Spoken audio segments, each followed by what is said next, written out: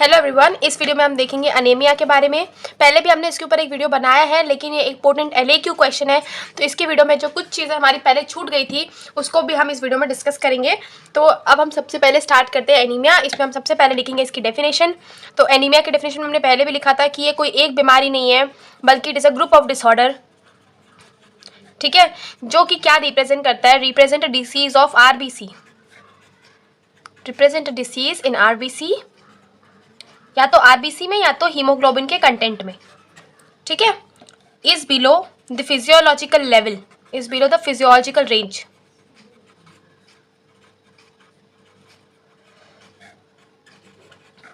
As set by the body tissue.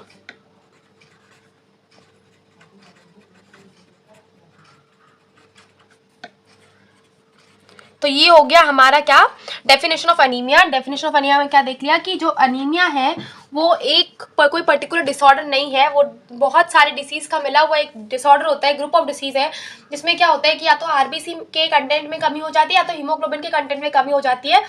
किस चीज़ से कमी, जो नॉर्मल फिजियोलॉजिकल रेंज जो बॉडी ने सेट की है हमारे पर्टिकुलर एक फिजियोलॉजिकल वैल्यू के लिए, उससे कम होना इज अनीमिया। सबसे पहले हम इसका नॉर्मल वैल्यू देखते हैं। तो अगर हम नॉर्मल वैल्यूज़ की बात करें तो मेल और फीमेल में थोड़ा वैरी करता है। तो अगर मेल की बात करें तो इट इज़ 13 to 16 माइक्रोग्राम पर डेसीलीटर, वाइल अगर फीमेल की बात करें तो इट इज़ 12 to 15 माइक्रोग्राम पर डेसीलीटर। तो फीमेल में जो नॉर्मल वैल्यू है that is relatively lower than the haemoglobin level of male. ठीक है, तो ये किसका वैल्यू है हमारा, ये हमारा है haemoglobin count.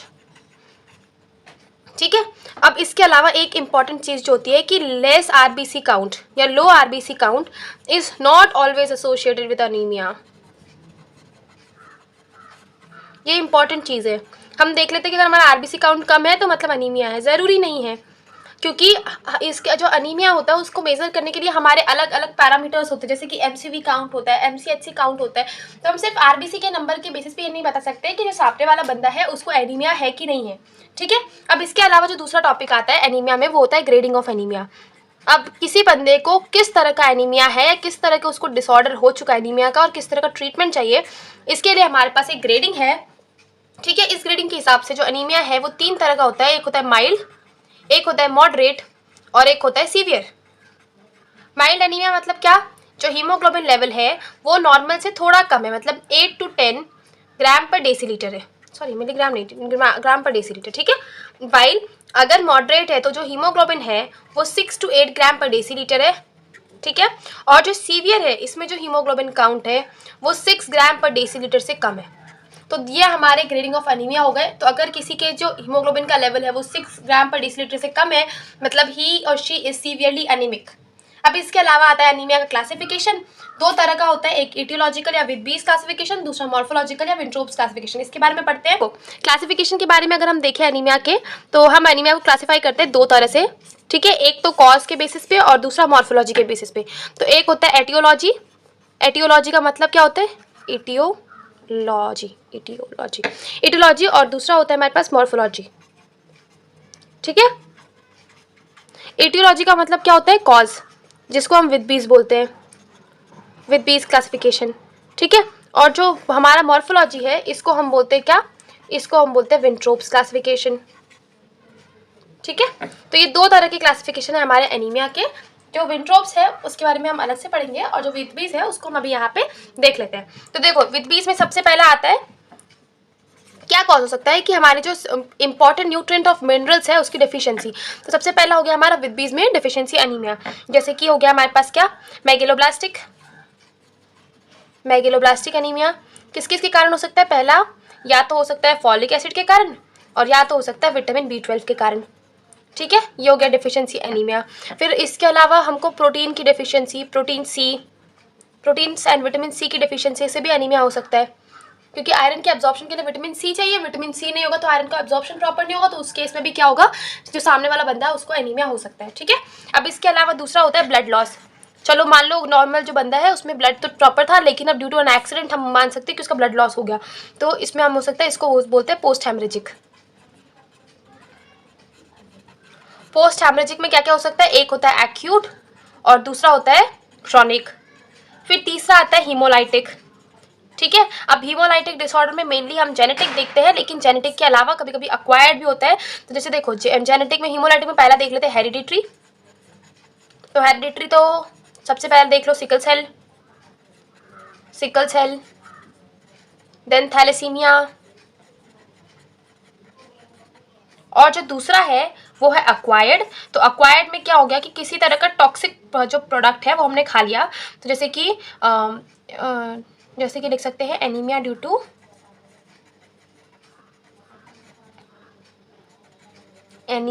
To toxic effect of drugs. जैसे कि मलेरिया के जो ड्रग्स होते हैं उससे जो एनीमिया होता है दैट इज टॉक्सिक इफेक्ट। ठीक है। इसके अलावा स्प्लीनोमेगैली हो गया तो उससे भी हो जाता है, तो एनीमिया ड्यू टू स्प्लीनोमेगैली। ये हो गया हमारा हिमोलाइटिक एनीमिया। फिर चौथा इसी में आता है क्या, एप्लास्टिक एनीमिया। एप्लास्टिक का मतलब क्या हो गया, ए मतलब एब्सेंट और प्लास्टिक मतलब प्लास्टिसिटी। तो ए प्लास्टिक एनीमिया में क्या हो जाता है, जो बोन मैरो है हमारा वो किसी भी तरह का, चाहे वो आरबीसी हो चाहे वो डब्ल्यूबीसी हो, दोनों की ही प्रोडक्शन में फेल हो जाता है and that lead to a particular anaemia. इसमें सिर्फ एनीमिया ही नहीं होता, इसमें हमारे पास डब्ल्यूबीसी भी कम होते हैं, प्लेटलेट्स भी कम होते हैं। तो it also causes thrombocytopenia and then इसके अलावा न्यूट्रोफिल जो होता है उसमें भी कमी होगा, लिम्फोसाइट्स में भी कमी होगा। तो ए प्लास्टिक एनीमिया में जितने भी हमारे ब्लड कॉम्पोनेंट से रिलेटेड डिसऑर्डर्स है वो सारे आ जाते हैं। ठीक है। और फिर फाइनली आता है anaemia due to chronic disease. मतलब किसी इंसान को बहुत लॉन्ग टाइम से एक बीमारी है जिसके कारण एनीमिया डेवलप हो गया, that is anaemia due to chronic disease. ठीक है। जैसे कि पैप्टिक अल्सर हो गया, उस केस में भी एनीमिया देखने को मिल जाता है। कैंसर हो गया, किसी को ट्यूमर हो गया, इन सब चीज़ों में भी एनीमिया देखने को मिलता है। तो क्रॉनिक डिसऑर्डर्स के प्रेजेंस के कारण भी हमको एनीमिया देखने को मिलता है। तो दिस आर द कॉजेज। सबसे पहला या तो हमको प्रॉपर डाइट नहीं मिल रहा तो that is nutrient deficiency anaemia. Then दूसरा हमको क्या हो गया कि हमारा ब्लड तो पहले इनिशियली ठीक था लेकिन ब्लड लॉस होने के कारण हमारा जो एनीमिया हमको जो बॉडी है उसको एनीमिया हो गया। तीसरा होता है हीमोलाइटिक, मतलब ऐसा कोई डिसऑर्डर जिसमें आरबीसी कुछ देर तक पर्टिकुलर टाइम तक रुक ही नहीं पा रहे, उसका हीमोलिसिस हो जा रहा है, या अक्वायर्ड हेरिडिटरी दोनों हो सकता है। इसके अलावा एप्लास्टिक एनीमिया मतलब मेरा बोन मैरो ही खराब है और बोन मैरो खराब होने के कारण हमको प्रॉपर अमाउंट में जो ब्लड सेल्स की फॉर्मेशन होनी चाहिए वो हो ही नहीं पा रहा है। फिफ्थ इज किसी भी पर्टिकुलर क्रॉनिक डिसऑर्डर के कारण क्या हो रहा है कि जो बॉडी है वो एनीमिक कंडीशन से निकल ही नहीं पा रही है, जैसे कि लिवर खराब हो गया, पेप्टिक अल्सर हो गया, तो जो आयरन का एब्जॉर्प्शन है वो कहीं ना कहीं हैम्पर हो गया। तो इन सब केसेस में क्या होता है, दिस इज द कॉजेस, इसको हम विटवीज बोलते हैं। और फाइनली आता है मॉर्फोलॉजिकली, तो हम मॉर्फोलॉजिकल क्लासिफिकेशन भी देख लेते हैं एनीमिया का। इसके बाद हम एनीमिया के फीचर्स देखेंगे। जो मॉर्फोलॉजिकल क्लासिफिकेशन है उसमें हमको सिर्फ 3 तरह के क्लासिफिकेशन पढ़ना है, एक नॉर्मोसाइटिक, एक माइक्रोसाइटिक और एक मैक्रोसाइटिक। इन टर्म्स के मतलब समझेंगे। देखो नॉर्मो मतलब समझ में आ रहा है, नॉर्मो का मतलब है नॉर्मल, ठीक है। माइक्रो मतलब छोटा और मैक्रो मतलब बड़ा, ये तो समझ में आ गया। अब साइटिक मतलब सेल, क्रोमिक मतलब कलर। तो ये कुछ टर्म्स हैं जिसके बेसिस पे हमारा मॉर्फोलॉजिकल क्लासिफिकेशन हुआ है, जिसके बारे में हम देखते हैं। देखो सबसे पहला जो आता है वो आता है हमारा नॉर्मोसाइटिक, नॉर्मोक्रोमिक। नॉर्मोसाइटिक, नॉर्मोक्रोमिक, इसका मतलब क्या है, जो हमारा सेल का साइज है वो भी नॉर्मल है और जो कलर है वो भी नॉर्मल रेंज के अंदर है। अब हम ये कैसे पता करते हैं कि नॉर्मल रेंज क्या है, तो नॉर्मोसाइटिक के लिए हम देखते हैं MCV की वैल्यू, जिसकी नॉर्मल होती है 78 to 94 माइक्रोलीटर, ठीक है। और दूसरा आता है हमारे पास MCHC की वैल्यू, जिसकी नॉर्मल रेंज होती है 30 to लेके 38%। तो अगर इसके बीच में है तो दैट इज नॉर्मोसाइटिक, नॉर्मोक्रोमिक। तो जो हमारा नॉर्मोसाइटिक, नॉर्मोक्रोमिक है उसमें MCV की वैल्यू 78 to 94 होगा और MCHC का वैल्यू 30 to 38% होगा। अब ये हमको देखने को कहाँ मिलेगा, ये देखने को मिलेगा एप्लास्टिक एनीमिया में। इसमें जो सेल है उसका सेल का साइज तो नॉर्मली बन रहा है, लेकिन दिक्कत कहाँ हो रही है, बनी तो नहीं पा रहा है, ठीक है। इसके अलावा हीमोलाइटिक एनीमिया में, हीमोलाइटिक एनीमिया के केस में भी क्या है कि आरबीसी है तो अपने नॉर्मल से शेप के, साइज के, कलर के, लेकिन वो आरबीसी रुक नहीं पा रहे, तो दैट इज वो हो गया हमारा नॉर्मोसाइटिक। दूसरा आता है माइक्रोसाइटिक एंड हाइपोक्रोमिक, मतलब इसका मतलब है कि MCV की वैल्यू 78 से कम और MCHC की वैल्यू 30 से कम। तो यहाँ पे MCV की वैल्यू हो गई 78 माइक्रोलीटर से कम और जो MCHC की वैल्यू है वो हो गई हमारे पास 30% से कम, ठीक है। अब ये हमको देखने को कहाँ मिलेगा, ये हमको देखने को मिलेगा पहला थैलेसीमिया में, दूसरा हमको देखने को मिलेगा आयरन डेफिशिएंसी एनीमिया में, ठीक है। अब तीसरा हमारे पास आता है इसी कैटेगरी में, that is macrocytic and normochromic. अब यहाँ पे एक चीज़ है कि मैक्रोसाइटिक तो समझ में आ गया कि सेल का साइज बड़ा हो गया, लेकिन ये हाइपरक्रोमिक क्यों नहीं हुआ?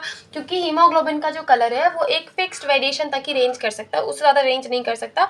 इसीलिए हीमोग्लोबिन के कलर में वो कभी भी हाइपर के केस में, हाइपर की कंडीशन में नहीं जा सकता है। तो इसमें जो हमारा MCV का वैल्यू है वो तो 94 माइक्रोलीटर से ज़्यादा हो जाएगा, लेकिन जो हमारा MCHC का वैल्यू है वो अगेन आ जाएगा 30 से लेके 38% के बीच में। और ये हमको देखने को मिलेगा मेगेलोब्लास्टिक एनीमिया के केस में।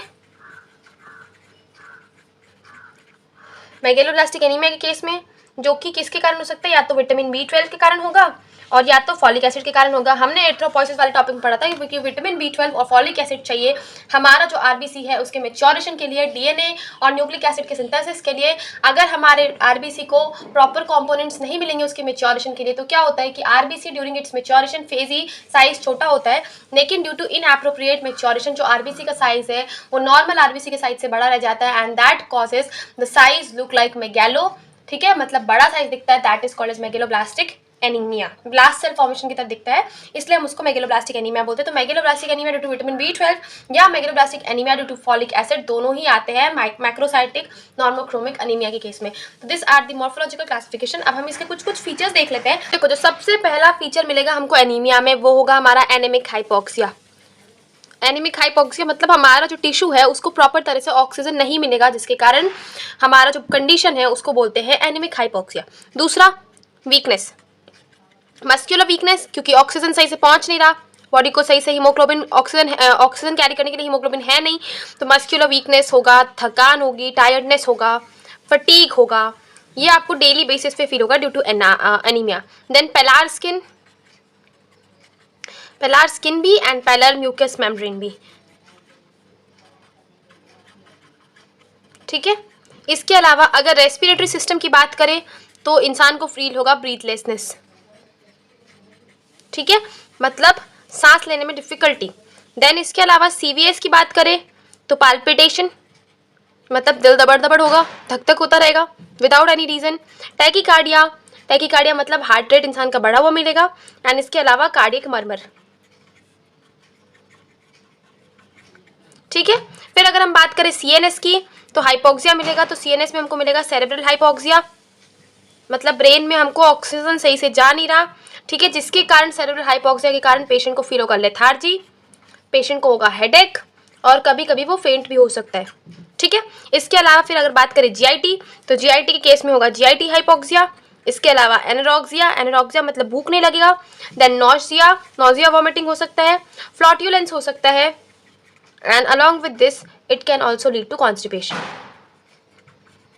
फिर अगर बात करें रिप्रोडक्टिव सिस्टम तो रिप्रोडक्टिव सिस्टम में it can cause menstrual disturbances. और फाइनली हमारे पास एक ओवरऑल सिस्टम बचता है, दैट इज थायराइड। क्या रेगुलेट करता है? BMR। तो ऐसा जो केस है, ऐसे जो एनीमिक पेशेंट होते हैं उसमें हमेशा क्या होता है, यूजुअली BMR बड़ा होता है, खासकर in case of severe anaemia. तो जिनको सीवियर एनीमिया होता है, मतलब जो हीमोग्लोबिन का लेवल है वो <6 है, तो उनके केस में आपको यूजुअली जो उनका BMR है वो बढ़ा हुआ ही मिलेगा, and that are sometime misinterpreted with the increase thyroid level. This was all about anaemia. हमारे पास 2 इंपॉर्टेंट टॉपिक बच गए, इसी में छोटे छोटे से, that is iron deficiency anaemia and megaloblastic anaemia. इसको हम कवर कर लेंगे नेक्स्ट 2 छोटे छोटे टॉपिक्स में, क्योंकि हमारे SAQ में पूछ सकते हैं, वाइवा में भी काफी पूछ लेते हैं कि आयरन डिफिशिएंसी एनीमिया और मेगेलोब्लास्टिक एनीमिया में डिफरेंस क्या है। ठीक है, तो उसको हम कवर करेंगे नेक्स्ट वीडियो में। And for this video, thank you so much for watching, thank you so much for love, and bye bye, tata.